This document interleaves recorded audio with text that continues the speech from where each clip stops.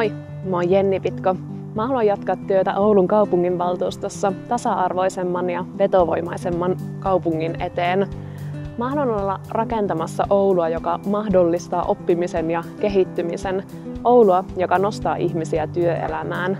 Oulua, jossa kestävät arjen valinnat on tehty helpoksi. Oulua, joka ei unohda yksinäisiä. Oulua, jossa on mahdollista harrastaa kaikkien asuinpaikasta riippumatta. Oulua, joka kuuntelee. Oulua, jossa asukkaat pääsevät vaikuttamaan itseään koskeviin asioihin. Yhdenvertaista ja avointa Oulua. Oulua, josta voi olla ylpeä. Sun Oulua, meidän kaikkien.